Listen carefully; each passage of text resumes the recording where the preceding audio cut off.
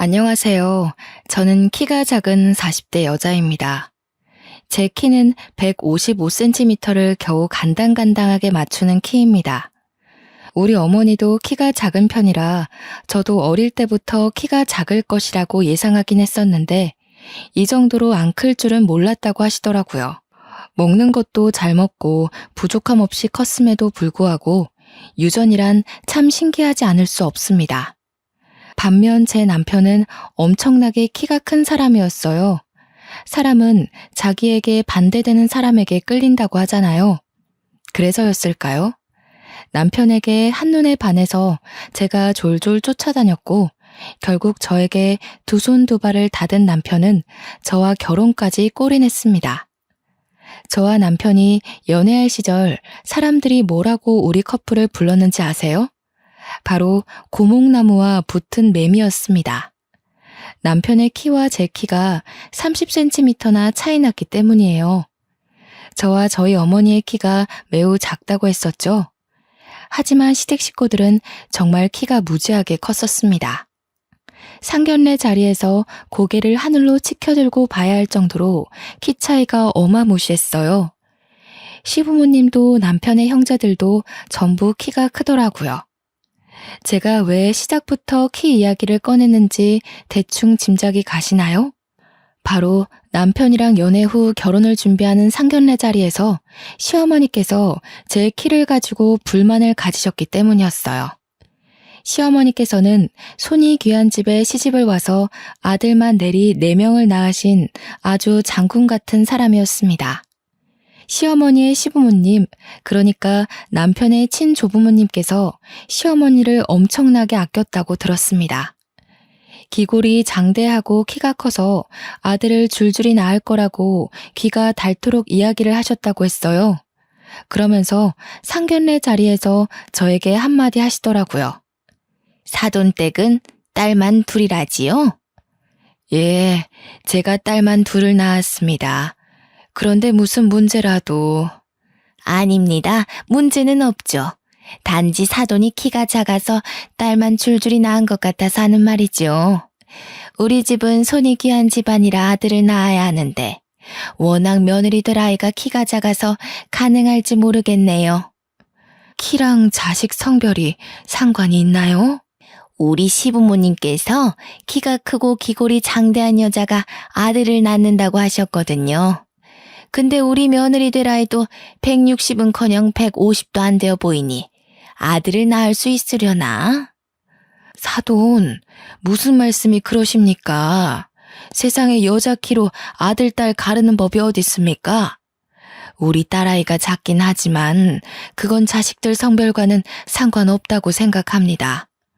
그런데 보세요. 저는 키가 커서 아들만 넷이고 키가 작은 사돈은 딸만 둘이잖아요. 아들 없어서 말년이 든든하진 않으시겠어요? 저희 어머니는 화가 나셨는지 찬물을 벌컥벌컥 들이키셨습니다.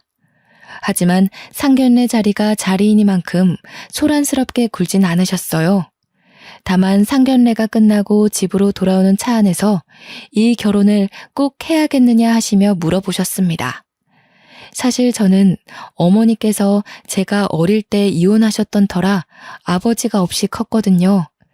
가뜩이나 신경 쓰일 게 많은데 시어머니께서 계속 아들, 우리 아들 하시니 걱정이 이만저만이 아니셨나 봅니다. 저도 솔직히 시어머니께서 상견례 자리에서 저런 이야기를 꺼내실 줄은 상상도 못했던지라 조금 걱정이 되긴 했고요. 아무래도 나는 영 찝찝하다. 네가 어디가 모자란 것도 아니고 키는 뭐 큰 애들은 크고 작은 애들은 작은 거지. 그게 마음대로 됐으면 무슨 세상에 키 작은 사람이 어딨어?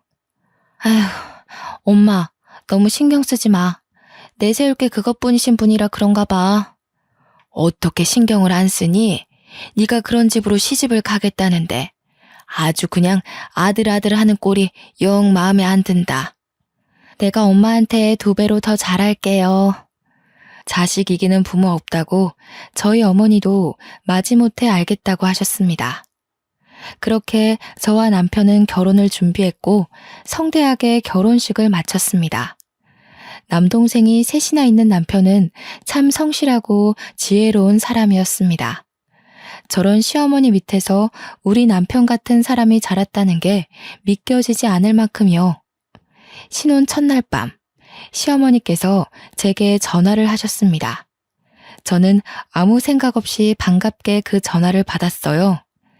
제가 먼저 전화드리려고 했는데, 저희 이제 호텔 도착했어요. 내가 전화하기 전에 아무리 바빠도 너네가 먼저 했어야지. 내가 정말 하나하나 이렇게 신경을 써야 되겠니? 죄송해요. 결혼식 끝나고 정신이 너무 없었어요. 오늘이 좋은 날이니 여기서 그만 넘어가마. 우리 맏며느리가 키가 작아서 걱정이긴 하지만 우리 아들이 좋다고 난리를 치니 내가 좀 더 지켜볼 거야. 남편을 항상 하늘같이 섬기고 항상 복종하고 순종하며 살도록 하거라. 저는 부부는 평등한 관계라고 생각하며 살았거든요. 어머님의 그 말씀이 너무나도 어이없고 황당했지만 겉으로는 티내지 않으려고 노력했습니다. 겉으로 그런 척 못할 게 뭐가 있겠냐 하는 생각이 있었죠. 연애하며 지켜봐온 남편의 성격상 절대로 복종이니 순종이니 할 사람이 아니었거든요. 치열한 네 형제 간의 경쟁 속에서 가장 현명하고 지혜롭게 버텨온 사람이라 믿을 만했습니다.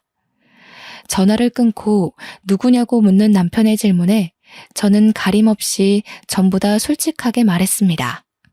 어머님이셔. 내가 키가 작아서 걱정이라고 하시네? 정말 쓸데없는 미신이라고 생각해. 그냥 한 귀로 듣고 한 귀로 흘려. 그뿐만 아니라 나한테 항상 당신을 섬기고 복종하고 순종하며 살으라네. 부부는 평등한 관계지. 당신이 무조건 나한테 맞출 필요 없어. 그러니까 그냥 앞에선 내내 장단 맞추고 우리는 알아서 잘 살자. 제가 원하던 대로 대답해주는 남편에게 뽀뽀를 한 뒤 저희는 신혼 첫날 밤을 보냈습니다. 그렇게 신혼여행을 즐겁게 마치고 양가에 인사를 드리러 간 날 저는 또 한 번 기함을 토하고 말았죠. 친정에서는 어머니께서 상다리가 부러지게 밥을 차려주시고 혹여라도 저희가 피곤할까 이것저것 하나하나 신경을 써주셨어요.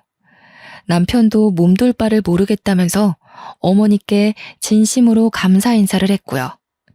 저는 그런 남편과 저희 어머니를 보면서 가슴 한켠에 차오르는 뿌듯함을 숨길 수가 없더라고요. 이런 게 바로 가족이고 화합이지 하는 생각이 들었습니다. 남편 없이 혼자 고생하며 저를 키우셨던 어머니께서 든든한 사위를 맞이한 것 같다면서 매우 기뻐하셨거든요. 그렇게 분위기 좋은 상태로 시댁에 갔는데 시댁의 분위기는 심상치 않았습니다. 제가 도착하자마자 일단 절부터 하라고 하시더니 앉아서 덕담을 가장한 무리한 요구를 하셨어요. 다른 건 필요 없다. 우리 집안은 손이 귀한 집안이니 아들을 낳거라. 고추가 아니면 아무짝에도 쓸모가 없어. 손이 귀한 집이라고 하기엔 남편의 동생 3명이 전부 다 남자인데 말이죠. 워낙 남아선호 사상이 큰 집안인 건 알고 있었지만 신혼여행을 마치고 돌아오자마자 아들 타령하시는 게 솔직히 너무 부담스러웠습니다. 제가 어떤 대답을 해야 할지 몰라서 우물쭈물하고 있자 남편이 옆에서 심드렁하게 대꾸를 대신 해주었습니다.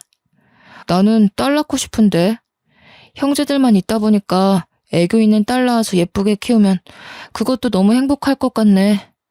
그러자 시어머니께서 노발대발 난리가 난 거예요.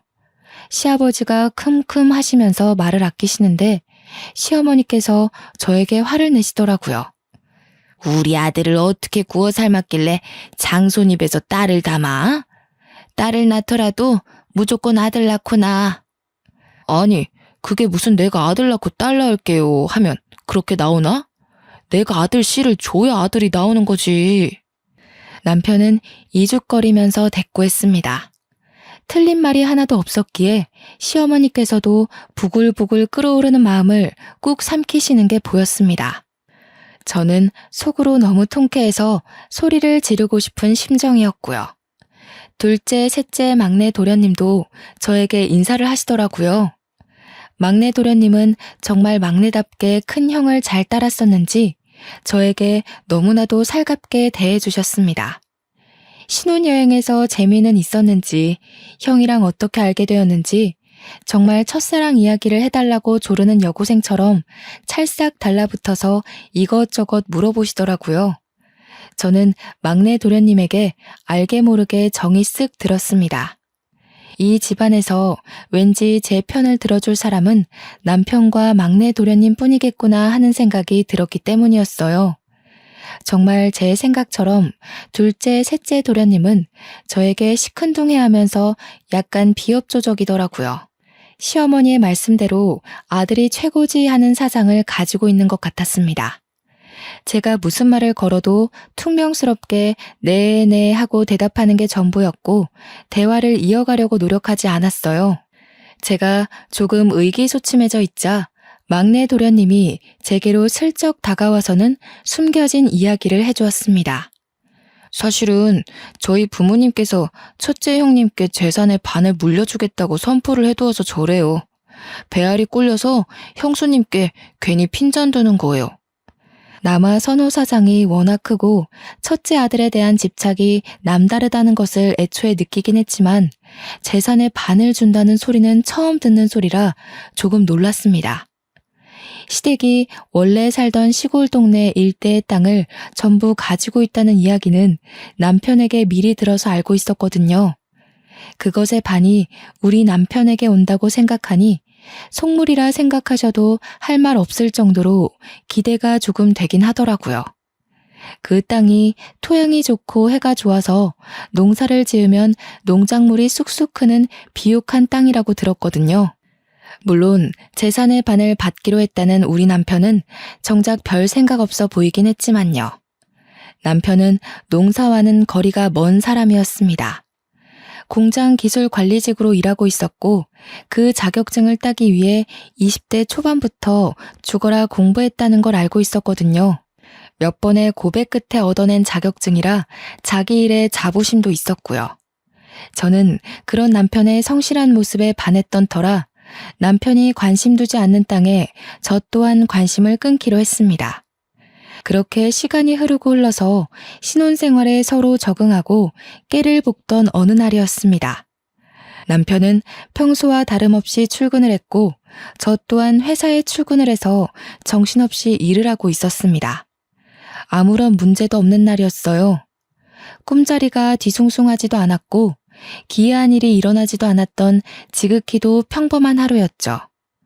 하지만 점심시간이 지나서 걸려온 한 통의 전화에 저는 온 세상에 시커멓게 변하는 듯한 기분을 겪게 되었습니다. 남편이 사고를 당했다는 이야기를 듣게 되었거든요.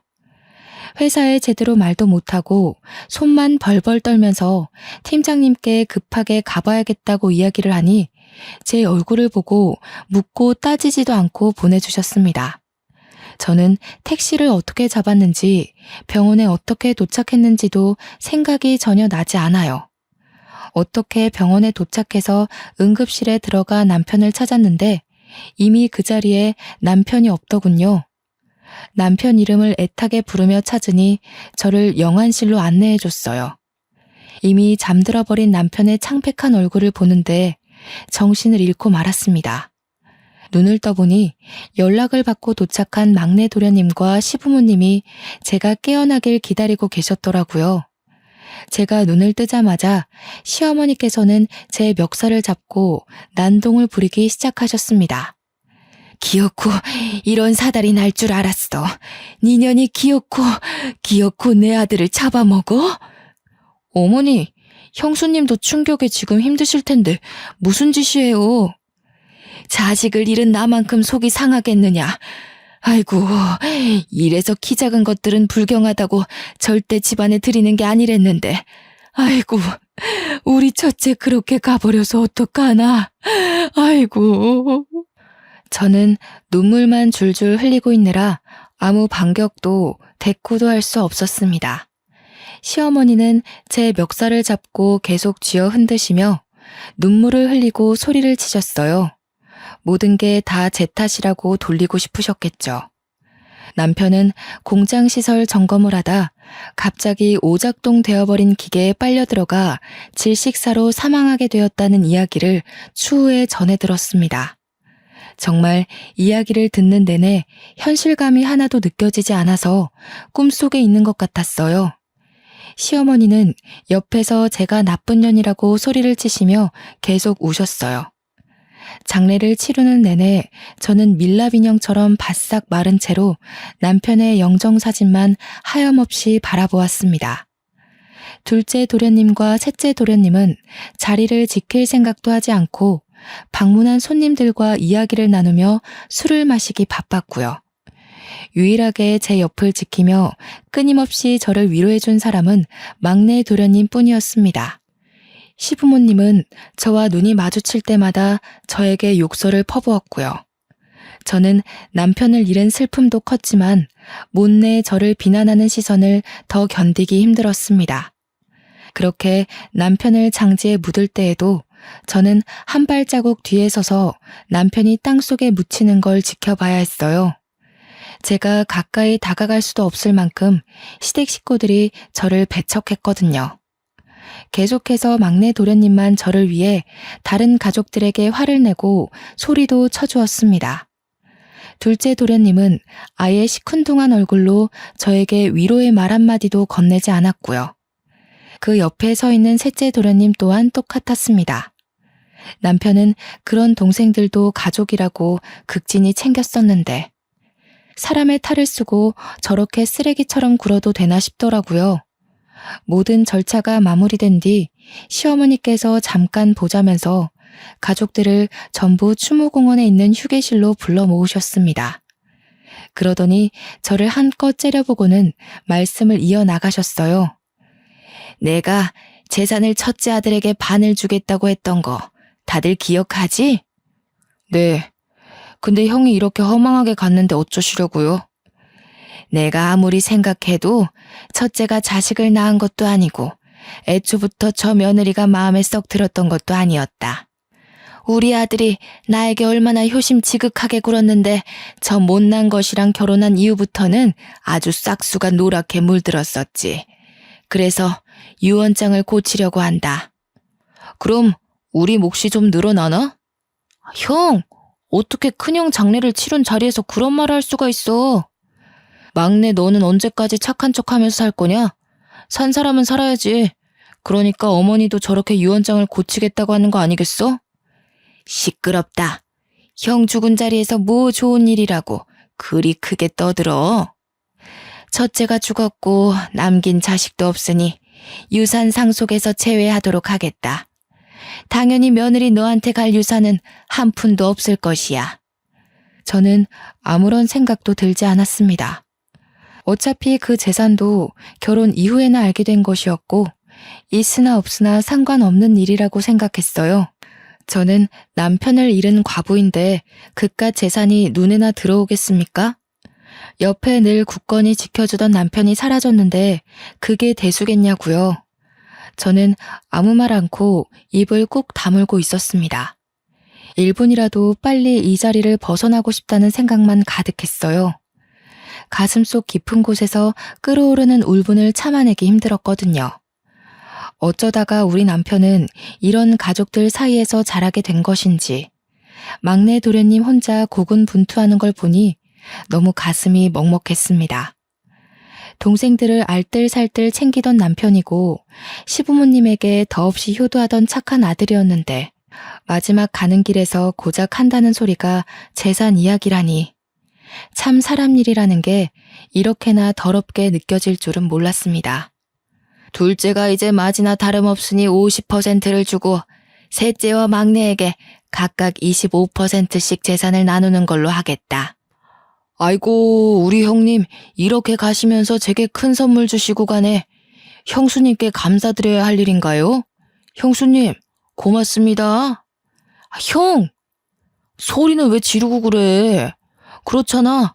어머니 말씀대로라면 형수님 만나서 우리 형 팔자가 꼬인 거 아니야. 그 덕에 내 배만 부르게 생겼어. 이런 자리에서 경거망동하게 굴지 마라.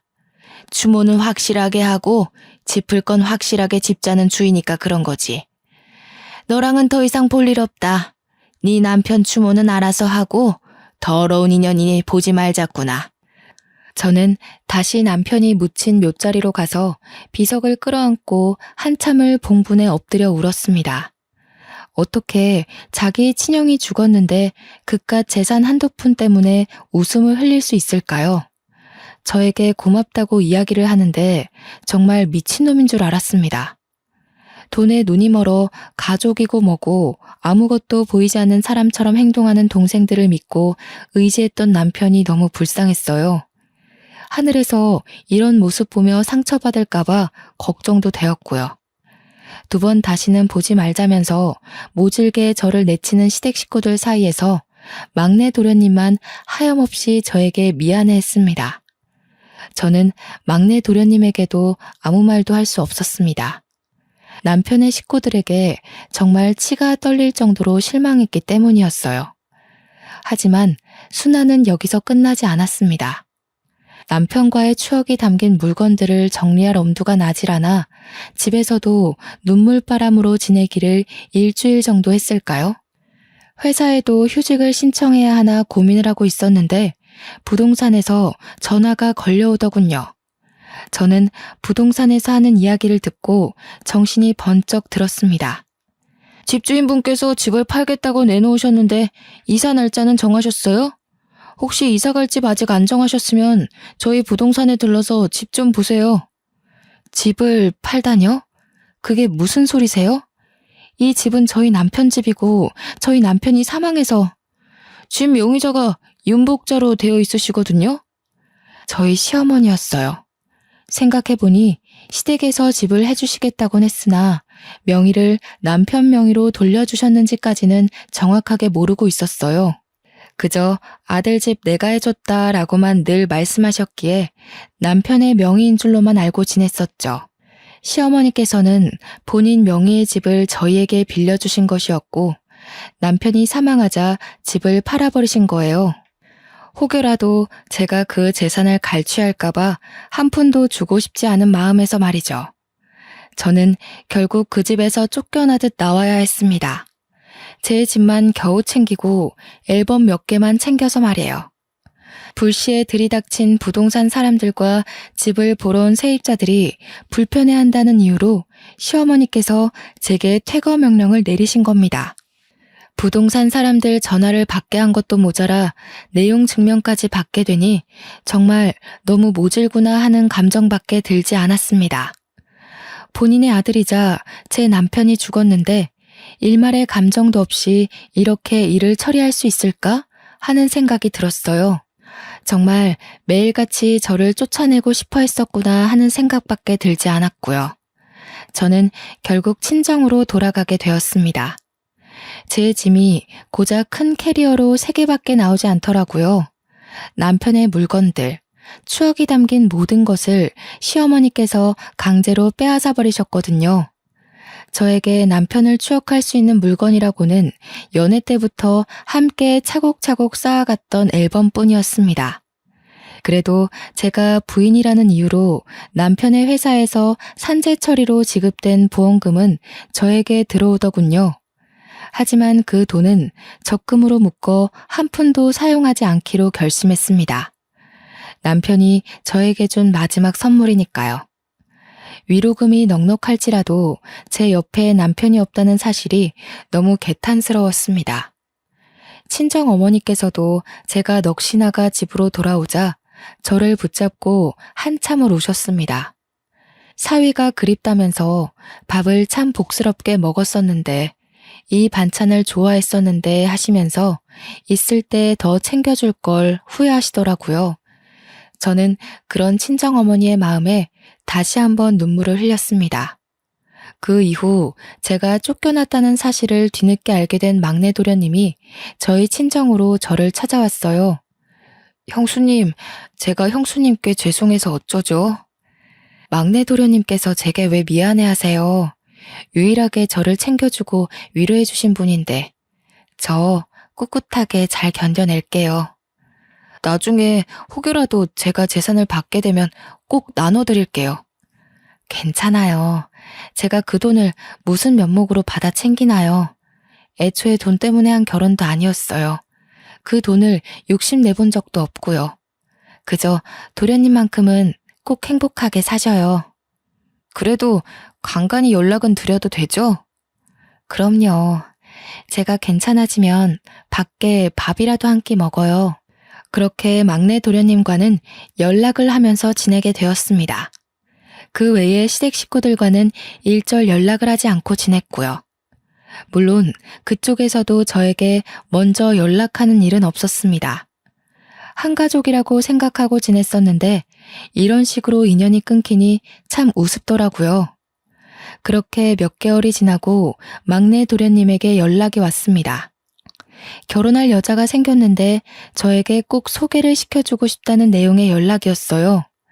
저는 축하할 일이라고 생각했기에 흔쾌히 만날 약속을 잡았습니다. 막내 도련님이 결혼할 여자라며 저에게 인사를 시켜준 사람은 정말 너무 귀엽게 생긴 여자분이었어요. 저에게 이야기를 다 들었다면서 형님으로 모시고 싶다고 하길래 손사래를 쳤습니다. 그러자 막내 도련님께서 형수님은 영원히 자기의 형수님이라고 하더라고요. 형님이라고 부르고 싶어요. 이이가 얼마나 형님 칭찬을 했었는지 제가 질투가 다 날 정도였다니까요. 이제 가족이라는 인연의 끈도 끊어져 가는데 제가 그런 대우를 받아도 될지 모르겠어요. 무슨 소리를 하시는 거예요? 언제까지고 저의 큰 형님의 하나뿐인 가족이신데 그런 식으로 말씀하시면 섭섭합니다, 형수님. 늘 이렇게 마음 써줘서 너무 고맙습니다. 형님, 제가 아무리 그래도 마음 붙일 사람이 형님뿐인 것 같아요. 그러니까 저를 도와주신다 생각하시고 내치지 말아주셔요. 저는 그 고운 마음씨에 반했습니다. 끼리끼리 만난다고 둘째 도련님과 셋째 도련님은 결혼해서도 시댁에서 얼굴을 본 게 손에 꼽힐 정도였거든요. 하지만 결혼도 하기 전에 저를 찾아와 이렇게 인사까지 해주니 제가 얼마나 고마움을 느꼈겠어요? 따지고 보면 이제 가족이라 하기엔 너무 먼 사이인데도 불구하고요. 하지만 한 가지 걱정되는 부분이 있었습니다. 아담하고 귀여운 막내 동서의 키가 걱정이었어요. 아무래도 막내 도련님 또한 그 부분이 걱정인 것 같았습니다. 막내 동서의 키가 작으니 저와 같은 시집살이를 겪게 될까 무서웠던 거였겠죠. 혹여라도 막내 도련님 신상에 문제가 생기면 시어머니께선 모조리 막내 동서의 탓을 하실 게 분명했으니까요. 저에게 현명한 대답을 얻고자 하는 것 같았습니다. 저는 솔직하게 조언을 했어요. 키 때문에 걱정이신 거죠? 솔직히 겁이 나지 않는다면 그것도 거짓말이겠네요. 막내 도련님께서 잘 막아주시면 괜찮을 거예요. 거기다가 맏며느리도 아니니 저보다 덜할 수도 있어요. 저는 막내 도련님과 동서의 결혼을 진심으로 축하해 주었습니다. 그리고 청첩장도 받았고요. 시댁 식구들을 마주치겠지만 축하하는 자리에 꼭 참석하고 싶어서 약속을 했습니다. 저는 꽤 많은 수모를 당했지만 막내 동서에게는 그런 일이 생기지 않기를 진심으로 기도했고요. 그렇게 막내 도련님의 결혼식장에 참석했습니다. 시댁 식구들은 제가 결혼식장에 나타나자 꽤나 당황한 모습을 했지만 저는 아랑곳하지 않았습니다. 신부 대기실에 가서도 진심으로 축하의 말을 전했고 일부러 시부모님과도 인사를 했습니다. 좋은 날 왜 나타나서 사람 기분을 흔들고 그래? 막내 도련님까지 장가 보내셔서 홀가분하시겠어요. 꼭 지 같은 거 데려와서는 마음에 드는 구석이 하나도 없어. 키로 구박 그만하시고요. 내 아들 잡아먹은 주제에 지금 우리 집안일에 간섭하는 게야? 좋은 날이잖아요, 어머님. 저는 막내 도련님 진심으로 축하드리려고 찾아온 거예요. 가서 밥이나 든든히 먹고 가. 별일 없이 잘 지내지? 네, 그럼 들어가 보겠습니다. 시어머니께서는 끝까지 저에게 고운 시선을 보내주지 않으셨지만 시아버지는 그동안 많은 생각을 정리하셨는지 아무렇지 않게 저를 대해주셨습니다. 끝까지 아들 잡아먹은 여자라고 저에게 비수를 꽂았지만 그동안 저도 많은 내성이 생긴 건지 흘려듣게 되더라고요. 막내 도련님은 진심으로 행복해 보였어요. 저처럼 당하고만 살지 않기를 진심으로 기도했습니다. 결혼식 이후로도 저는 막내 도련님과 동서를 자주 만났어요. 동서는 시댁 식구 중에 마음을 붙일 사람이 전혀 없었는지 저에게 갖가진 괴로움을 토로했습니다. 사람은 참 변하지 않는다고 시어머니께서는 여전히 키로 사람을 구별하는 것 같았습니다. 그 와중에 막내 동서는 임신까지 했는데도 여전히 딸 낳을 게 뻔해서 궁금하지도 않다고 막내 동서에게 상처를 주셨더라고요. 그러더니 시어머님께서 저에게 딱 말씀하시더라고요. 키가 작아서 아들 낳겠다고요. 남편이 화내지 않았으면 저 정말 심장이 터졌을지도 몰라요. 그 자리에서 대들기가 쉽지 않지. 키가 작아서 아들 못 낳을 거라는 건 도대체 어느 시대 발상인지 모르겠어. 그것뿐만이 아니에요. 임신 초기라 조심해야 하는데 어차피 딸 낳을 건데 조심할 필요가 있겠냐고. 첫 아이를 딸 낳으면 그때부터는 줄줄이 아들 낳는 길이 막힌다고. 아, 참. 그래서 쉬지도 못하고 내내 시댁에서 일만 하다 온 거야? 어쩌겠어요. 형님들은 아무도 안 오시지. 일할 며느리는 저밖에 없지. 이제 와서 저한테 도망간 첫째 며느리는 일은 잘했다고 비교를 하시지 뭐예요. 저는 막내 동서를 매번 달래주었습니다. 가끔 만날 때면 임신 중이라 분명 몸무게가 늘어야 하는데 꼬투리를 잡아 시집살이를 시키는 시어머니 때문에 하루하루 말라가더라고요. 저의 과거를 보는 것 같아서 마음이 참 아팠습니다. 그러던 도중 시아버지께서 농사를 지으시다가 농기계가 뒤집어지면서 큰 사고를 당했다는 소식을 접했습니다. 시아버지의 안위도 걱정되었지만 모든 화살이 막내 동서에게 씌워질까 겁이 났죠. 시아버지께서는 시름시름 앓다가 결국 첫째 아들 옆에 묻히게 되었습니다. 당연히 저도 장례식장에 참석을 했어요. 일찌감치 찾아뵙고 싶었지만 제 일이 바빠 발이 나는 날 오전에서야 장례식에 참석할 수 있었고 추모공원까지 함께 참석했습니다. 그런데 막내 동서를 엄청나게 닥달하고 잡아먹을 것처럼 굴 줄 알았던 시어머니께서 은근히 아들들의 눈치를 보고 계셨습니다. 저는 저에게 했던 것과 달리 막내 동서의 옆에 은근히 붙어서 둘째, 셋째 도련님 가족들의 눈치를 보는 시어머니가 참 이상하게 느껴졌어요. 시어머니께도 인사를 드리고 집으로 돌아와 막내 동서에게 수고했다고 연락을 했습니다. 그러자 막내 동서가 저에게 조용히 비밀을 말해주더라고요. 장례식장에서 큰 소란이 있었어요. 시어머니께서 제 옆에 은근히 붙어있는 거 보셨죠? 무슨 소란이 있었길래 그래?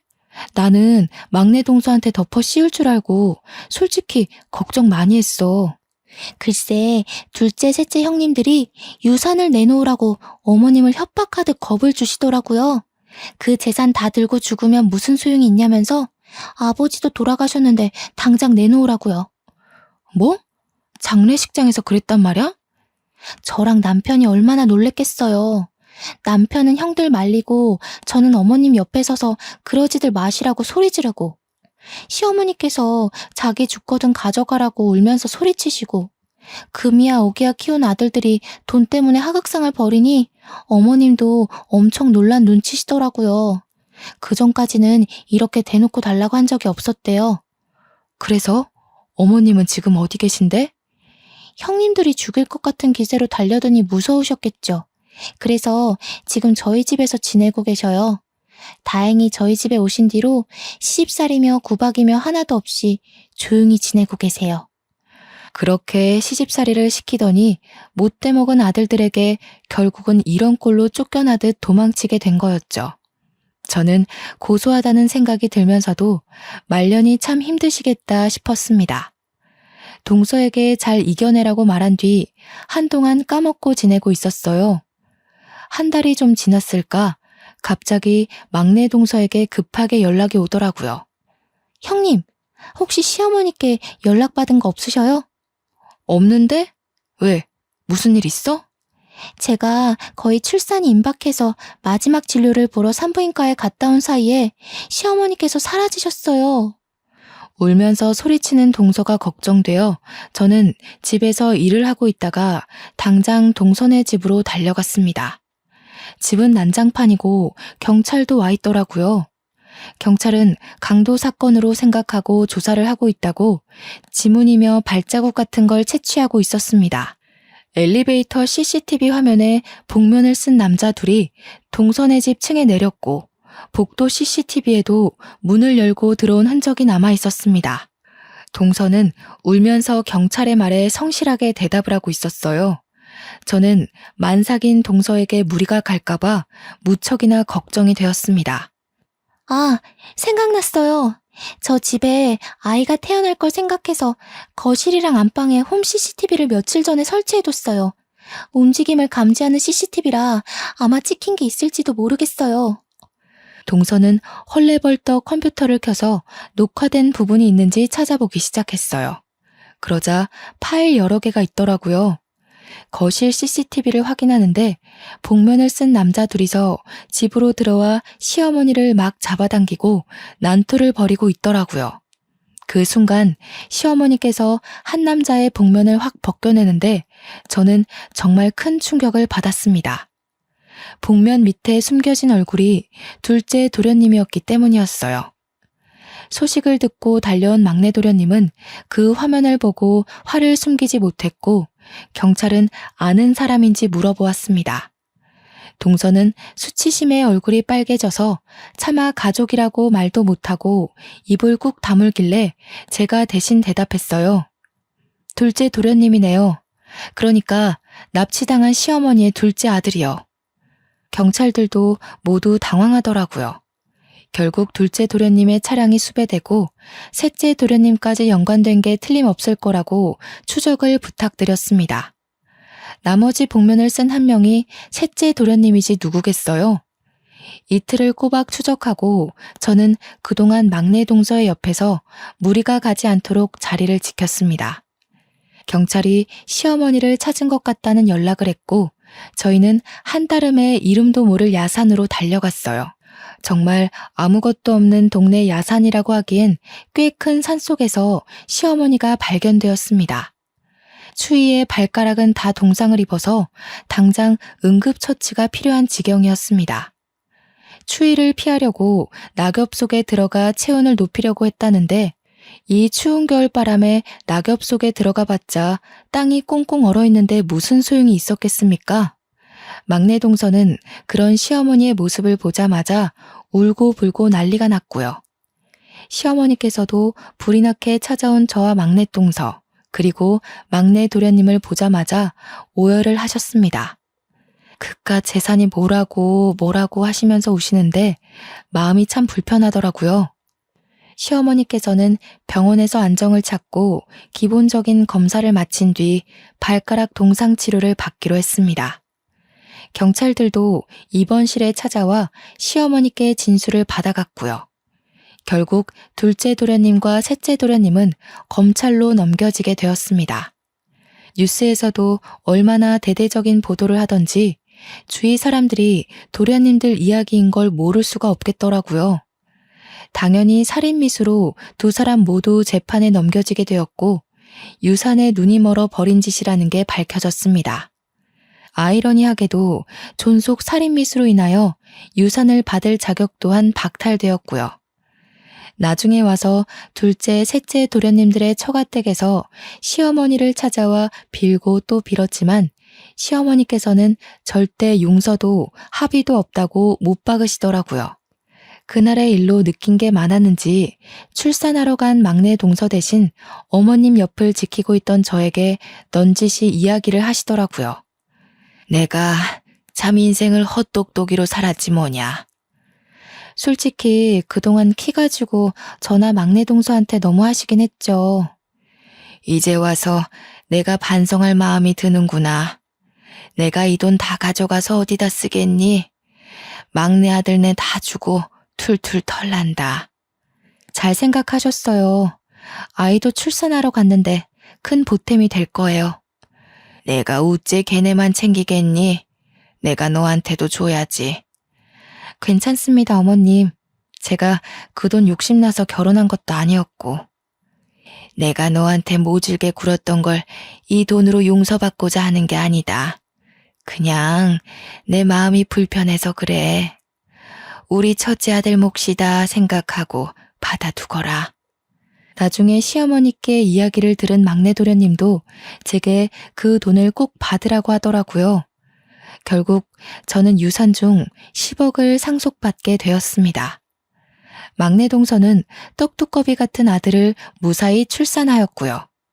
그제서야 시어머니께서는 고작 키 때문에 며느리들을 차별하고 모질게 굴었다며 저와 막내 동서에게 진심으로 사과를 하셨습니다. 지금은 막내 도련님 댁에서 떡두꺼비 같은 손자를 키우며 행복하게 지내시고 있고요. 몇 달 전 저에게 넌지시 시어머니께서 만나는 남자는 없냐고 물어보시더라고요. 우리 첫째가 그리 황망하게 간 거야 슬프긴 하지만 너도 네 인생 살아야 하지 않겠니? 왜 만나는 남자가 하나도 없어? 저는 죽어도 우리 아들 하실 줄 알았는데 저에게 그런 말을 하실지 몰라서 조금 당황했습니다. 옆에서 막내 동서가 좋은 사람이 있다면서 선자리를 주선해도 괜찮겠냐고 끼어들었고 시어머니께서 당장 약속 잡으라며 난리를 치셨습니다. 꼭 한번 만나봤으면 좋겠다고 하더라고요. 저는 못 이기는 척 그 자리에 나갔고 막내 동서의 말대로 착한 성격에 모난데 없이 아주 둥근 사람이더라고요. 성격도 취미도 생활 패턴까지 잘 맞아서 며칠 전 결혼식을 올리고 신혼여행까지 조촐하게 다녀왔습니다. 다음 주 주말쯤 막내 동선의 집에 찾아가서 인사를 드리려고 합니다. 그동안 많이 힘들었지만 앞으로는 행복한 날만 있길 기대해 봅니다. 감사합니다.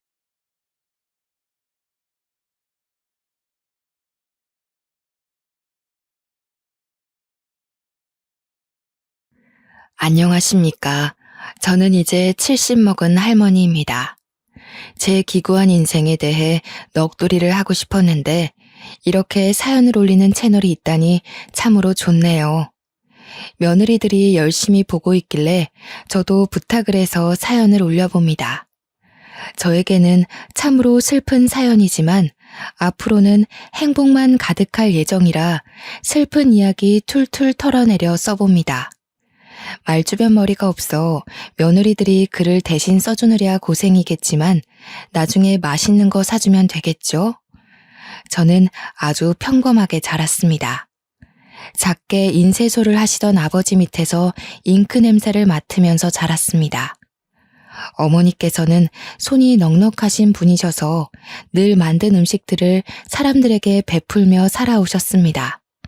엄청나게 부유했던 집은 아니지만 아버지의 일거리가 끊임이 없었기에 가난에 허덕이는 일 없이 잘 먹고 무럭무럭 자랐습니다.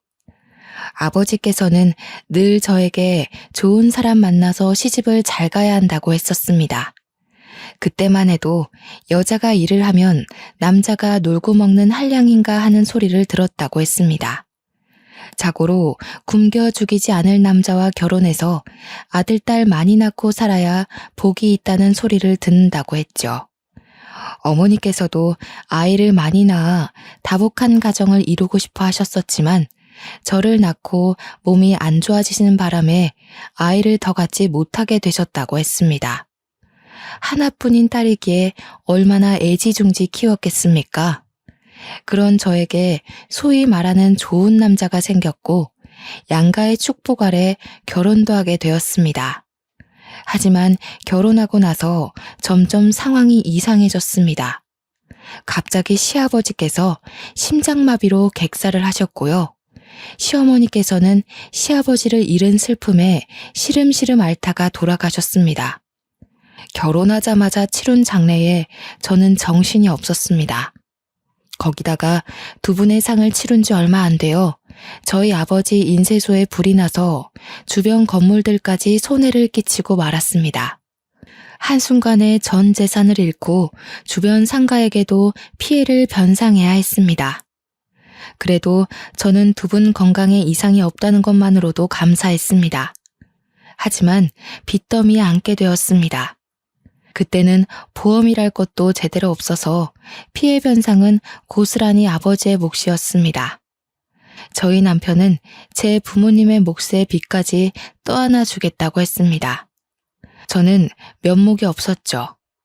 하지만 정말 좋은 남자였습니다. 저에게 아무런 걱정하지 말라고 우리 마누라 고생은 절대 안 시킨다면서 본인 일을 늘리더라고요.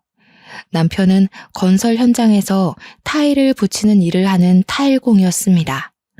몸이 매우 힘들지만 일을 하는 만큼 돈을 벌 수 있는 직업이었습니다. 남편은 일을 늘려서 하루 종일 집에 붙어 있지 못했습니다. 그런 남편을 보면서 저희 친정 부모님은 참 마음 아파하셨습니다. 그러다가 어깨를 다친 남편이 잠시 일을 쉬게 되었어요. 목구멍에 풀칠이라도 해야 하는데 너무나도 걱정이 많았습니다. 제 걱정이 늘어나고 한숨이 늘어날 때마다 남편은 늘 미안해했습니다. 미안해 여보, 내가 다치지만 않았어도. 무슨 그런 서운한 소리를 해요. 당신이 이만큼만 다친 것도 너무 다행이에요. 저는 남편을 대신해서 일을 하기 위해 부업을 시작했습니다. 친정 부모님께서도 부업을 하는 저를 보고 같이 도와주시기 시작했어요. 그렇게 소일거리를 하며 한 푼 두 푼 모아 빚을 갚고 남편의 어깨도 회복되어 다시 일을 시작했습니다. 당시에 새로운 건축 양식이 유행하면서 화장실에만 붙이던 타일을 주방이나 거실에도 붙이기 시작했어요. 남편의 일거리는 늘었고 저희 가족은 다시 안정을 찾을 수 있었습니다. 저는 하던 부업을 놓치지 않고 열심히 가게의 보탬이 되기 위해 노력했습니다.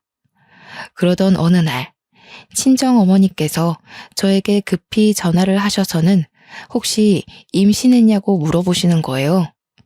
저는 별다른 증상을 못 느끼고 있었는데 순간 생리가 늦어지고 있다는 것을 알았습니다. 그래서 왜 그러느냐 여쭈어 봤더니 글쎄 친정어머니 꿈에 황금거위가 날아와서 황금알 하나를 품에 쏙 안기고 사라졌다는 거예요. 내가 태몽을 꾼 게 확실하지? 아직 몰라요. 생리가 좀 늦어지긴 하는데. 어머 얘, 그럼 임신이 맞나 보다. 근데 내가 이게 태몽인지 아닌지 조금 헷갈렸던 부분이 있는데. 꿈 끝이 별로 안 좋았어요? 아니 글쎄 내가 알을 잘 품고 가다가 돌부리에 넘어져서 알을 깨트렸지 뭐야. 근데 노른자가 2개나 있더라고. 터지긴 했지만 그래도 괜찮겠지? 저는 어차피 꿈이고 아직 임신한 것도 아닌데 너무 걱정하지 마시라고 전했습니다. 그날 저녁 약국에서 임신 테스트기를 사왔어요. 약사님께서 아침 첫 소변으로 하는 게 가장 정확하다고 하셔서 다음날 아침까지 기다렸습니다. 임신 테스트기에는 양성 반응이 떴어요. 제가 정말로 임신을 하고 만 것이었죠. 아이를 벌써 가지려는 계획은 없었지만 그 당시에 계획이라는 게 뭐가 있나요? 생기면 생기는 대로 낳는 것이 당시의 규칙이었죠. 그런데 이상하게도 먹는 거 없이 살이 많이 찌기 시작했어요. 입덧이 꽤 심한 편이었음에도 불구하고 다른 임산부들보다 배가 훨씬 불러왔습니다. 그 당시에는 조산원이라는 곳에서 애를 낳는 것이 대부분이었습니다. 돈이나 좀 있거나 아니면 고위험군 산모일 경우에나 병원에서 애를 낳았죠. 산파가 아이를 받는 전문 조사원에 다니고 있었으니 요즘 말하는 초음파니 뭐니 그런 검사는 없었습니다. 남편은 그냥 남들보다 아이가 큰가 보다 했지만 저는 뭔가 불안했어요. 고작 임신 4개월일 뿐인데 다른 임산부들 7개월쯤 되는 배를 가지고 있었거든요. 저는 남편이 일이 바빠 혼자 병원으로 향하고 있었습니다. 평소와 다를 거 없이 버스 정류장에서 버스가 언제 오나 목 빠지게 기다리고 있는데 뒤에서 누군가가 저를 불렀습니다. 뒤를 돌아봤는데 아무도 없었어요. 영 꺼림칙해서 앞을 보려는데 다시금 소리가 들려왔습니다. 저 멀리서 웬 할머니 한 분이 색동 저고리를 입고 저에게 손짓을 하고 있었어요. 저는 덜컥 겁이 났습니다.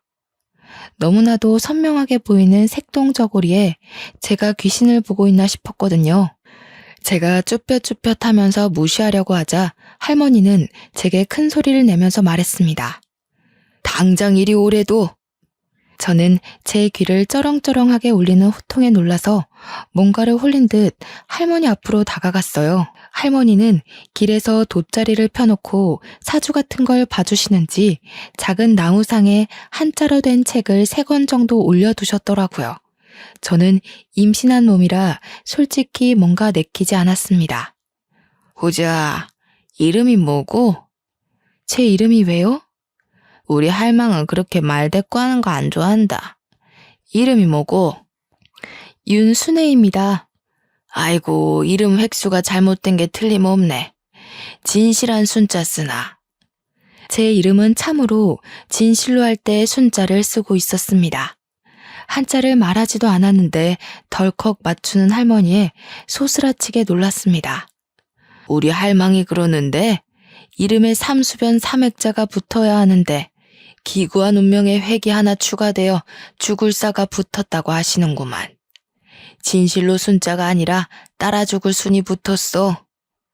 저는 너무나도 기분이 나빴습니다. 제 아이가 뱃속에 떡하니 자리를 잡고 있는데 그런 불길한 소리를 하니 얼마나 불안하고 불쾌했겠습니까? 자리를 박차고 일어나려고 하는데 할머니께서 제 손을 꽉 붙들어 매셨어요.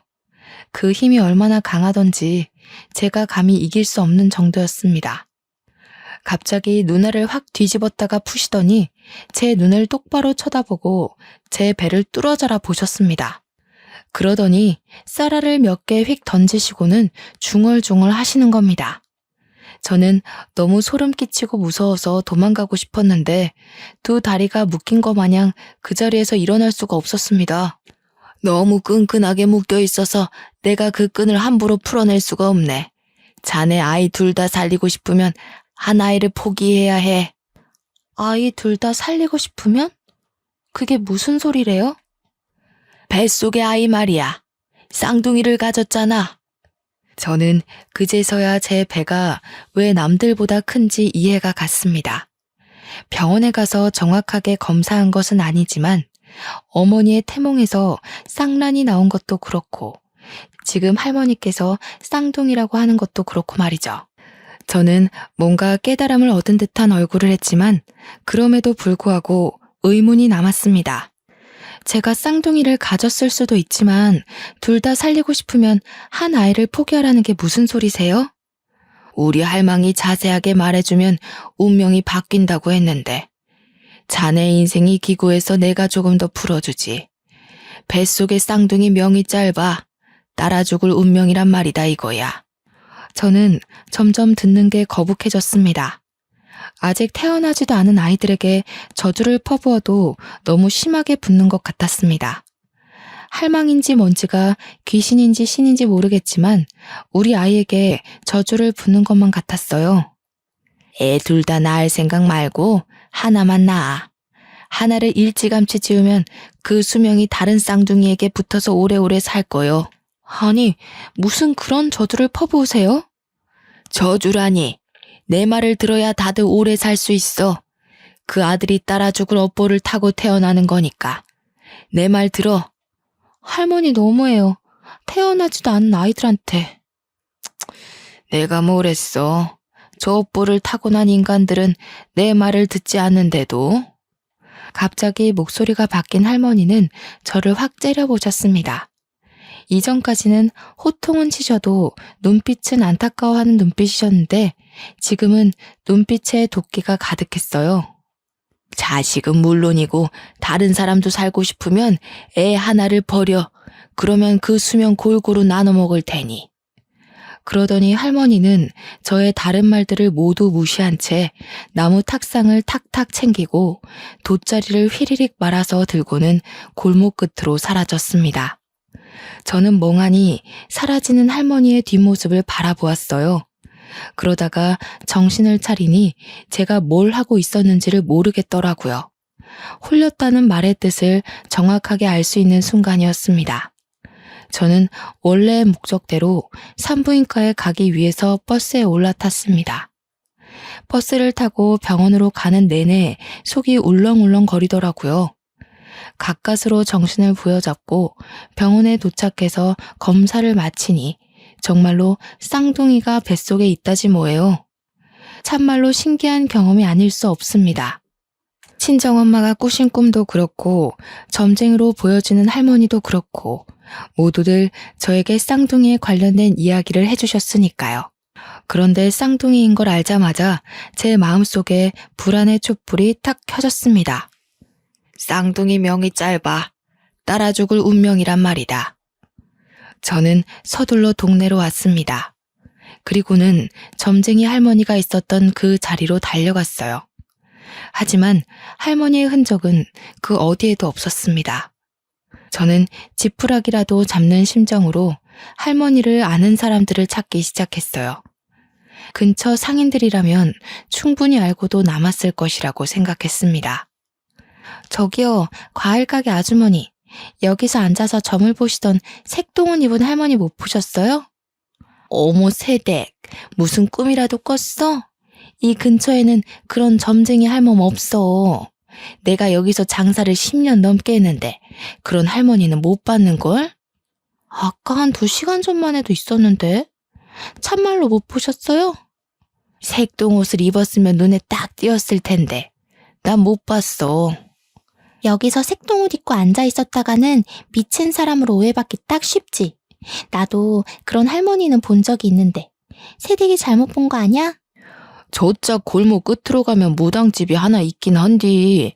근데 뱃속에 애도 있으면서 귀신이라도 붙어오면 어떡해? 저는 마지막 상인분의 말씀을 기억해두고 골목 끝에 있는 무당집을 찾아갔습니다. 임신해서 부른 배를 하고 들어가기 좀 무서웠지만 금방 점쟁이가 버선발로 나와 저를 맞이해 주었습니다. 하지만 제가 낮에 봤던 할머니가 아니었어요.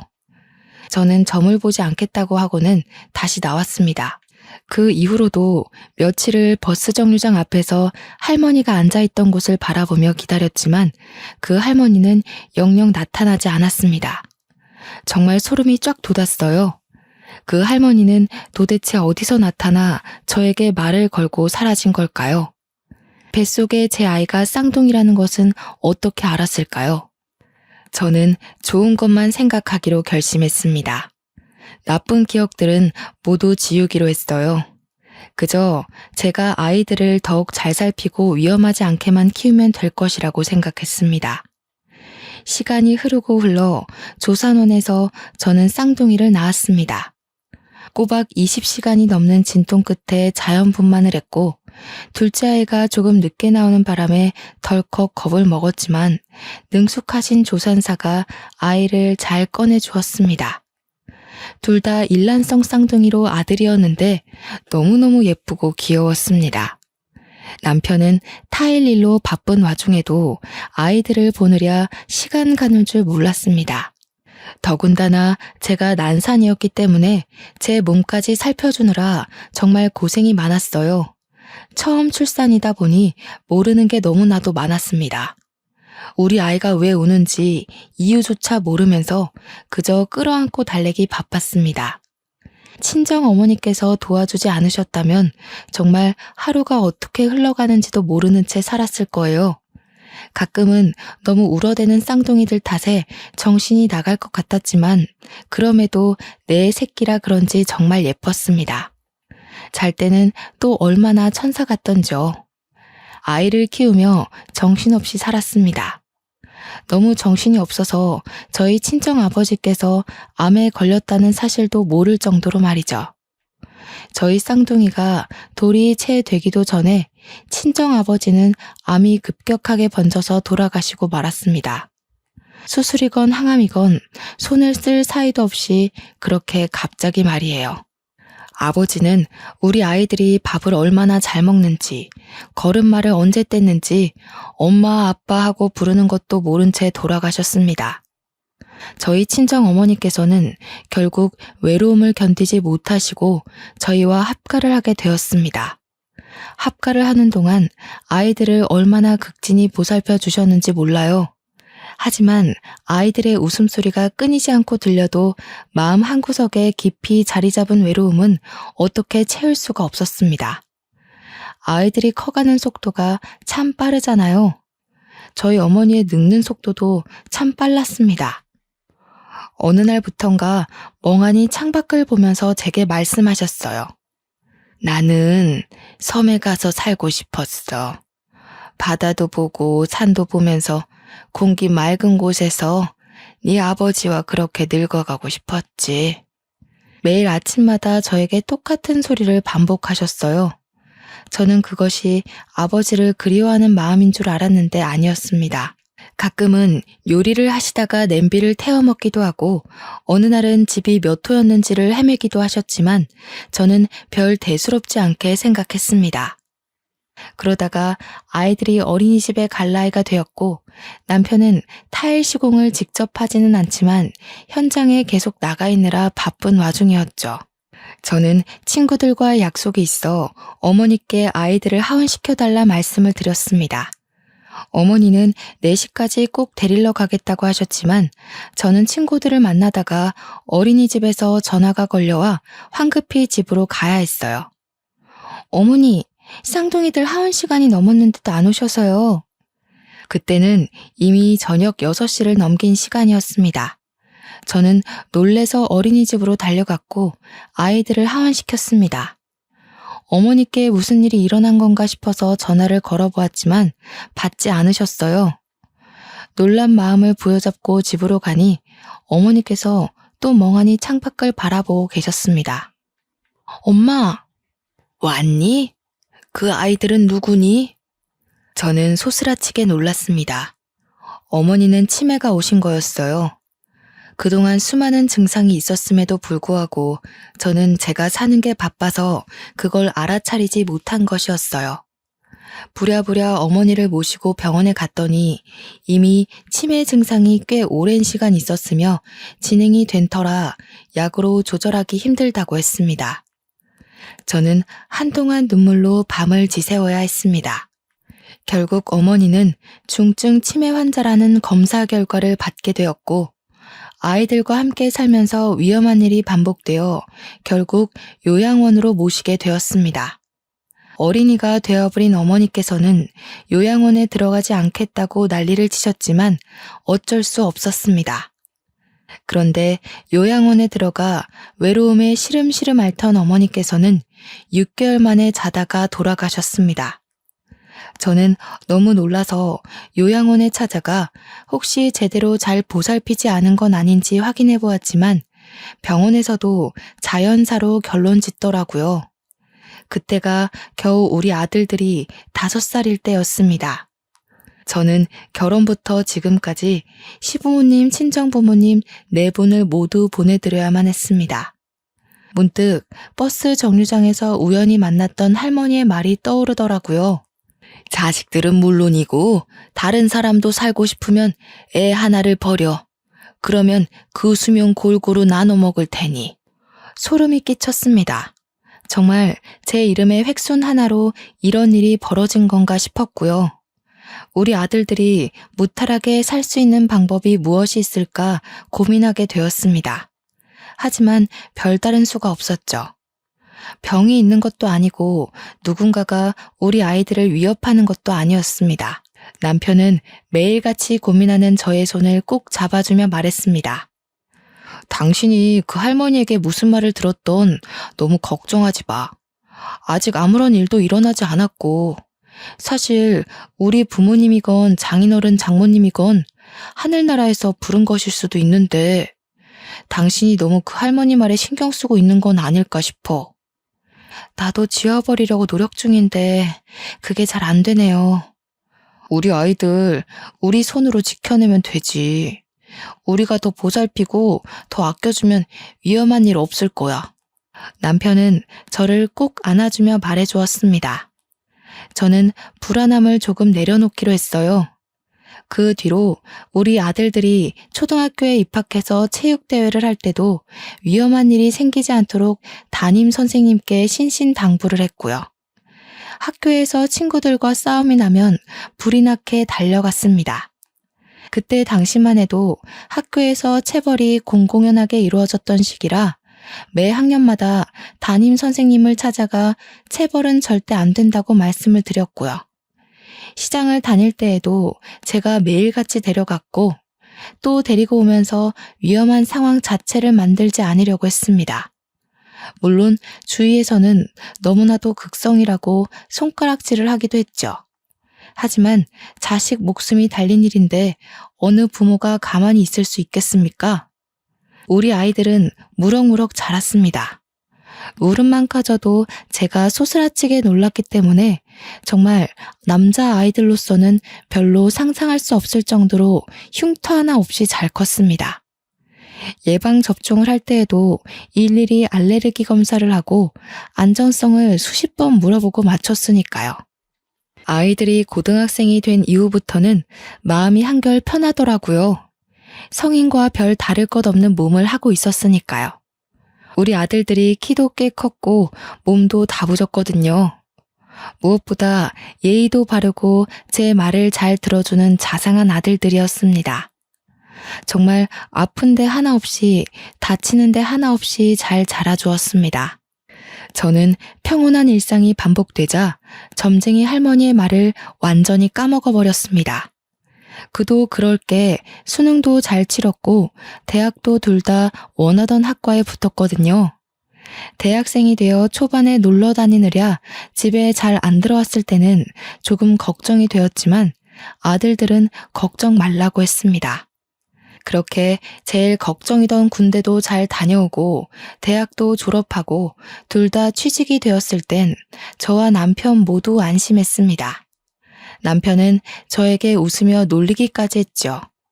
어릴 때는 어디 다쳐서 피라도 나면 기절할 것처럼 굴었던 사람이 그봐 마음을 달리 먹으니까 우리 아들들도 잘 자라서 이렇게 어엿한 성인이 됐잖아. 저는 남편을 보며 활짝 웃었습니다. 사람은 역시 마음먹기에 달린 거라 생각했죠. 그러던 도중 첫째 아들이 여자친구를 소개시켜주겠다고 했습니다. 아들들 모두 34살이니 결혼 정년기라고 생각은 했지만 저렇게 이야기를 하니 속이 시끌시끌한 건 어쩔 수 없더군요. 첫째가 피아노를 전공했다던 여자를 데리고 왔고 늘씬늘씬하고 예쁜 것이 한눈에 마음에 들었습니다. 인사를 나누는 자리에서 처음에 저를 어색해했지만 제가 마음을 열고 다가가니 사르르 녹는 애교를 장착하고 저를 대하더군요. 이래서 우리 아들이 푹 빠진 건가 보다 싶었습니다. 양가가 인사를 드릴 때도 참 화기애애했습니다. 결혼식 분위기도 참 좋았고 결혼하고 나서는 더욱 좋았습니다. 우리 아들이 살가운 성격은 아니었는데 며느리가 오고 나서부터 참 저를 이모저모 많이 챙기더군요. 며느리가 시켜서 하는 일이라도 참 고마웠습니다. 첫째 며느리가 결혼 4개월 만에 임신했다고 했을 때 저와 남편은 초음파 사진을 들고 눈물을 흘리기도 했으니까요. 첫째 며느리의 임신 경사와 더불어 둘째 아들도 결혼하겠다고 했습니다. 미술 선생님으로 재직 중인 여자라고 했습니다. 둘째 며느리는 참 조용조용하면서도 진득하니부터 일을 할 줄 아는 아이였습니다. 큰 며느리처럼 살갑게 붙어서 이런저런 이야기를 나누거나 하진 않았지만 늘 제 옆에서 조용히 제가 하는 일을 거들었죠. 그 야무진 손이 얼마나 예뻐 보였는지 모릅니다. 첫째 며느리는 출산 후에도 피아노를 계속했고 연주회에 우리 가족 모두를 초대하기도 했습니다. 강렬한 드레스를 입고 피아노를 연주하는 큰 며느리는 참 다른 사람 같아 보였습니다. 정말 멋있고 대단하더라고요. 그 이후에도 제가 연주회 가는 것을 좋아하니 무슨 일이 있으면 연주회 티켓을 주었습니다. 며느리 친구들의 공연을 같이 보러 가기도 했고요. 둘째 며느리는 학교에서 미술 선생님으로 일을 하면서도 자기 전시회라는 것을 열더라고요. 미술이라는 걸 하나도 모르는 제가 봐도 그림이 너무 아름다웠습니다. 제가 멍하니 둘째 며느리의 작품을 보고 있자 며느리가 저를 위해 그림을 그려주기도 했네요. 그걸 보고 첫째 며느리도 둘째 며느리에게 작품을 사기도 했고요. 둘째 며느리는 돈 받고 팔 수 없다고 그냥 드리겠다고 둘이 티격태격하다가 정말 싸움이 나기도 했네요. 가운데서 중재하느라 제가 얼마나 진땀을 뺐는지 모릅니다. 첫째 며느리가 출산하고 얼마 지나지 않아 둘째 며느리도 임신을 했고 첫째 며느리가 둘째도 가졌다는 소식을 전해왔습니다. 한순간에 대가족이 되어버려 저와 남편은 정신이 없었죠.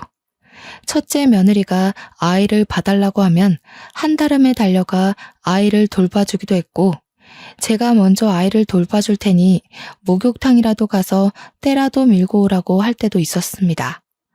그럴 때마다 같이 못 가서 아쉽다는 며느리를 어찌 예뻐하지 않을 수가 있을까요? 정말 고부간의 갈등이라는 건 하나도 겪어본 적이 없습니다. 첫째네 손주 2명에 둘째네 손주 하나, 이렇게 세 아이를 동시에 돌봐 집안이 난장판이 되어도 참 즐거웠습니다. 며느리들도 저를 얼마나 의지했는지 모릅니다. 그러던 도중 저에게 또 한 번 시련이 찾아왔습니다. 하나뿐인 제 남편이 세상을 떠나버린 것이었습니다. 사고였지만 제 마음은 받아들이기가 힘들더라고요. 아들과 며느리들 손주들까지 할 거 없이 장례식장을 지키고 사돈댁들도 전부 와서 저를 위로해 주었습니다. 첫째 며느리와 둘째 며느리 모두 남편의 몫까지 저를 챙기겠다고 진심의 눈물을 흘리며 약속했죠. 저는 너무나도 외롭고 쓸쓸했지만 매일같이 전화하고 자주 찾아오는 며느리들 덕에 그 슬픔도 훌훌 털어낼 수 있었습니다. 오죽하면 저에게 합가를 하자고 하는데 도무지 아들네 집에 얹혀 살 마음까진 들지 않더라고요. 대신 남편과 아이들을 키우며 한평생 살았던 집을 처분하고 작은 빌라로 이사를 갔습니다. 첫째와 둘째네 집 모두 가까운 동네로 말입니다. 집이 가까워지니 며느리들도 더 자주 저를 찾아오더군요. 저는 정말 시간 가는 줄 모르고 며느리들과 신나게 놀러 다녔습니다. 어찌나 서울 구석구석에 맛집이 넘치고 카페들이 넘치던지 생전 남편이랑은 가본 적도 없는 곳이었어요. 며느리들과 돌아다니면서 얼마나 재미졌는지 모릅니다. 그러자 둘째 며느리가 여행을 가는 것이 어떻겠냐고 묻더라고요. 생각해보니 남편이 살아있을 때 전부 다 같이 가족여행을 떠나본 적이 없었던 거예요. 아버님 살아계실 때 갔어야 했는데 너무 아쉽네요. 그래도 이번 여행에서 우리 재밌게 놀다가 와요, 어머님. 맞아요. 제가 고기 하나는 진짜 잘 굽거든요. 형님, 고기는 제가 구울 테니까 집게 탐내지 마세요. 며느리들은 제가 좋다고 하니 바로 강원도에 있는 펜션을 예약하더라고요. 고기도 구워 먹고 물놀이도 할 수 있다면서 아주 좋아했어요. 사는 게 바빠 아들들 데리고 좋은 곳으로 여행을 떠나본 적 없어서 참 미안하면서도 설레더군요. 첫째 아들의 둘째 손주와 둘째 아들네 첫째 손주는 너무나도 아기라서 사돈댁들이 맡아주시겠다고 즐거운 여행 다녀오라 하시더라고요. 저는 감사 인사를 전화로 전달하고는 첫째 아들네 차에 올라타려 했는데 갑자기 첫째 손주가 떼를 쓰기 시작했습니다. 할머니, 할머니랑 엄마랑 작은 엄마랑 이렇게 탈래요. 응? 아빠가 운전하는 차에 타지 않고? 여자는 여자끼리, 남자는 남자끼리. 요즘 유치원에서 여자 남자 편갈라서 논다고 하더니 집에서도 이러네요. 형수님, 조카가 원하는데 뭐 어때요? 저랑 형이랑 운전해서 갈 테니 형 차를 형수님이 운전해서 오시면 되겠네요. 좋아, 좋아. 손주의 바람대로 여자차, 남자차 나눠서 타기로 했습니다. 첫째 며느리가 운전하는 차에 저와 손주 둘째 며느리가 타고 둘째 아들이 운전하는 차에 첫째 아들이 앉았습니다. 그렇게 강원도 횡성에 있는 펜션에 가기로 하고는 차를 출발해서 한창 고속도로를 타고 있었습니다. 두 번째 휴게소에서 만나자 약속을 했다고 했는데 아무리 기다려도 아들네 차가 도착하지 않았습니다. 불안한 마음에 며느리들이 전화를 해봤지만 둘 다 전화도 받지 않았고요. 모르는 번호로 전화가 걸려오고 나서야 저는 점쟁이의 말이 떠올랐습니다. 온몸에 소름이 돋으면서 다리에 힘이 풀렸고 전화를 받은 첫째 며느리의 표정이 일그러지는 것을 보면서 확신을 했습니다. 둘째 며느리는 영문도 모른 채 주저앉은 저를 부축했고요. 첫째 며느리는 갑자기 온몸을 떨면서 눈물을 흘리기 시작했어요. 저는 그 모습을 보면서 같이 눈물을 흘렸습니다. 남편들 차가 사고가 나서. 네? 형님, 그게 무슨 소리예요? 며느리들과 저는 황급히 병원으로 달려갔고 거기서 싸늘하게 식은 두 아들을 만날 수 있었습니다. 과적제 화물 트럭에서 떨어져 나온 벽돌이 아들 차를 뚫었다고 했습니다. 벽돌을 맞은 둘째 아들은 즉사, 피하려고 차를 틀다가 가드레일을 받은 첫째 아들은 병원으로 이송 도중 사망했다고 하더군요. 그게 우리 아들들 나이가 고작 40살일 때였습니다. 아들들의 장례를 어떻게 치렀는지 기억도 나지 않습니다. 너무나도 정신이 없었고 온통 곡소리뿐이었습니다. 저는 더 이상 흐를 눈물도 없겠구나 했는데 또 눈물이 나오더라고요. 며느리들은 저를 붙잡고 어머니 어떡해요 하는데 해줄 수 있는 말이 없더군요. 발인을 끝내고 장지에 두 아들을 묻고 집으로 돌아와 아무도 없는 텅 빈 집에서 홀로 잠이 들었는데 꿈속에 그 색동옷 입은 할머니가 나타나더군요. 세월이 40년이나 흘렀음에도 여전히 버스 정류장에서 만났던 그 모습을 하고 말입니다. 내가 하나만 살리라고 했잖아. 그래야 수명을 늘릴 수 있다고. 네 이름 획수가 잘못되어 줄줄이 따라가는 거라고 했잖아. 이제 저는 어떡해요? 며느리들까지 무슨 화가 생기면 어떡해요? 네 핏줄의 인연이 모두 끝이 났으니 더 이상 따라가는 사람이 없을 게야. 그 말을 뒤로 한 채 할머니는 사라졌고 저는 꿈에서 깼습니다. 제게 나타나서 더 이상 따라가는 사람이 없을 거라 했지만 저는 불안했어요. 저는 빌라를 매매로 내놓았습니다. 자리가 좋고 신축이라 그런지 금방 좋은 값을 받고 팔 수 있었습니다. 남편과 살았던 집을 팔고 남았던 돈과 빌라 매매값을 합치니 수중에 4억 정도 생기더라고요. 저는 며느리들을 불렀습니다. 그리고 각각 2억씩 나눠주었죠.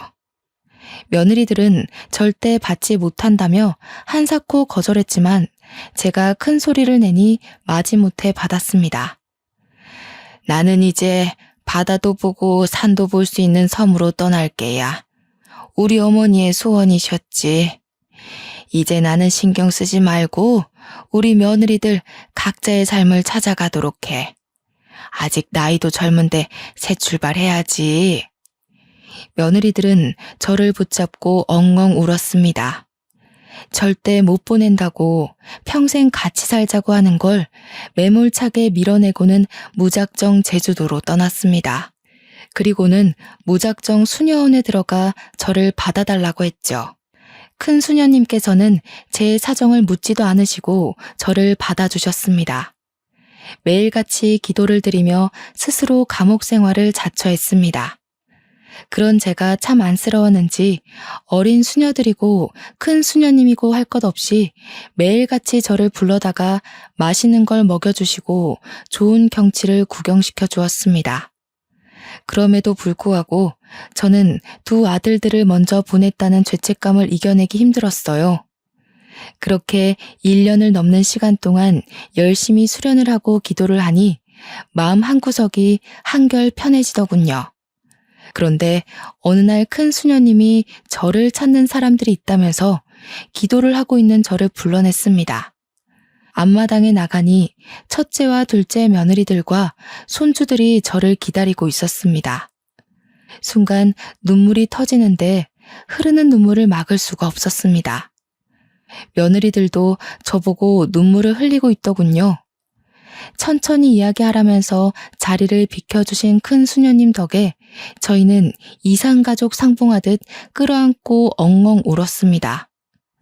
어디 가셨는지 알려주지도 않으셔서 정말 못 찾는 줄 알았어요. 알고 보니 저를 찾느라 참 고생했다고 하더군요. 제가 거주지를 옮기지 않고 지내다가 며칠 전에서야 전입신고를 수녀원으로 했는데 그걸 보고는 찾아온 것이었습니다. 어머님, 이제 저희와 같이 서울로 올라가요. 저희 그동안 취직도 하고 대출도 받아서 마당에 있는 주택을 샀어요. 어머님 모시고 살려고 일부러 큰 집으로 구했어요. 내가 염치 없이 어떻게 거기서 살 수가 있겠니? 괜한 짓을 했구나. 나는 여기가 편하고 저희 취업해서 일을 해야 한단 말이에요. 그럼 손주들은 누가 봐주시나요? 어머님이 와서 사랑으로 보살펴 주세요. 우리 남편들처럼 그렇게 키워주세요. 울면서 떼를 쓰는 며느리들에게 매몰차게 돌아가라 이야기를 하지 못하겠더군요. 며느리들은 인근에 숙소를 잡았다면서 기다리겠다고 꼭 같이 돌아갈 거라고 했습니다. 제 이야기를 대충 들은 큰 수녀님께서 무슨 걱정이 있으냐며 며느리들을 따라가라고 하시더군요. 우리 자매님께서 앞으로 얼마나 더 이 세상에 있다가 하나님의 부름을 받으실지 모르지 않습니까? 마지막은 가족들과 함께 오순도순 지내시면 얼마나 행복할까요? 저는 큰 수녀님의 말씀에 큰 결심을 하고 며느리들에게 연락을 했습니다. 내가 너희들에게 큰 짐이 될지는 모르지만 나 또한 내 가족과 함께 지내고 싶어 못 이기는 척 따라가마. 하지만 이거 하나만 약속해다오. 언제라도 좋은 사람이 나타나면 뒤도 돌아보지 않고 떠나는 게야. 어머님, 꼭 약속할게요. 하지만 어머님도 저희가 좋은 사람을 만날 때까지 절대로 만남을 강요하지 마셔요. 저희가 절대 죄책감이나 마음의 응어리 같은 게 남아서 이러는 거 아닌 거 아시죠? 정말 어머님과 함께할 때 너무 행복했고 그 행복이 그리워서 모시고 살겠다고 결심한 거였어요. 나도 너희와 함께할 때 참 행복했단다. 하지만 죽은 아들들 때문에 이러는 거면 내가 너무 부담스럽구나. 저희는 그저 어머님과 함께하고 싶은 것뿐이에요. 말씀대로 약속 꼭 새겨 드릴게요. 며느리들은 걱정 말라고 약속을 꼭 하겠다고 했습니다. 저는 며느리들이 구해놨다는 서울에 마당이 딸린 주택으로 이사를 했고 지금은 손주들을 돌보면서 행복하게 지내고 있습니다. 우리 며느리들에게 좋은 사람을 언제든지 찾아가라 했지만 약속만 해놓고 지키지도 않네요. 벌써 같이 산 지 5년이라는 세월이 흘렀는데 손주들 쑥쑥 크는 맛에 참 재미지게 삽니다. 큰 며느리, 둘째 며느리, 손주 3명과 복작복작 사니 참 외로움을 느낄 시간도 없습니다. 사돈댁들도 여전히 저와 잘 지내고 있습니다. 저를 원망할 법도 한데 저를 참 많이 신경 써주십니다. 얼마 전 둘째 며느리네 바깥사돈이 돌아가시는 일이 있었습니다. 온 가족이 똘똘 뭉쳐 힘겹게 이겨내기로 약속했죠. 둘째 며느리네 안사돈도 우리들의 집으로 모시고 오기로 약속했습니다. 이렇게 온 가족이 하나 되어 살 수 있다니 얼마나 기쁜 일입니까? 앞으로도 영원히 우리 가족은 하나 되어 행복하게 살 겁니다. 나쁜 일은 다 잊어버리고 더 이상 보이지 않는 무언가에 휘둘리지 않으면서 말이죠. 저희 가족의 화창한 봄날을 모두 응원해 주세요. 감사합니다.